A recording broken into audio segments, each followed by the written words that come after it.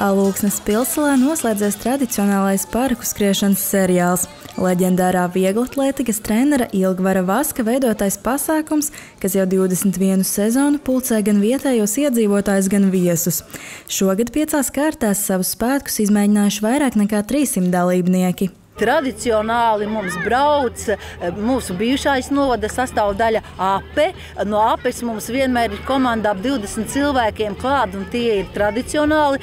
Tad brauc arī no Gaujienas, kas ir kilometri 60, 70, tā kā skrējēji. Varbūt esam piesaistījuši, ir bijuši arī no blakus novadiem, šādā pa kādam dalībniekam. Pilsēta tik tiešām ir bagāta ar parkiem, un arī šogad organizatori centās ieviest jaunumus parku skriešanas seriālu norisē. Katru gadu mēģinam atrast kaut ko savādāku, lai nav viens un tas pats, jo tas ir garlaicīgi.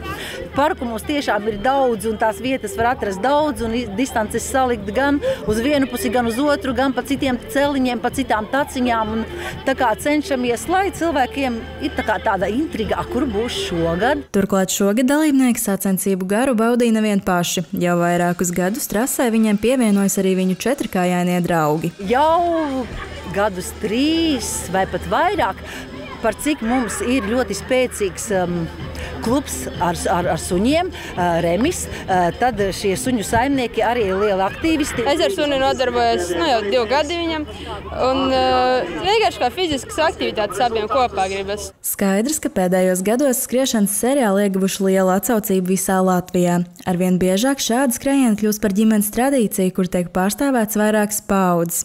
Un arī šie pasākumi iedvesmo un vieno gan lielus, gan mazus. Pati cenšos rādīt piemēru saviem audzēkņiem, saviem kolēģiem. Daudzi mani kolēģi arī noskrien šo trasīti. Vienkārši tāpēc, ka tas ir super pasākums, man liekas tā, piesaistīt bērnus un jauniešus un vecāki līdz skaistā laikā, skaistā vietā. Es šeit piedalos, tāpēc, jo mani vecāki, mana ģimene arī te piedalās.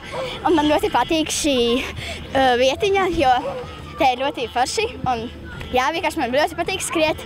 Un man patīk sportot, jā.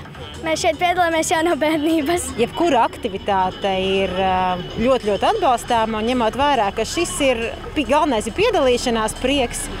Tas tā ļoti forši, jo pasākums ir brīvā atmosfērā, nāc, kad tu tiec.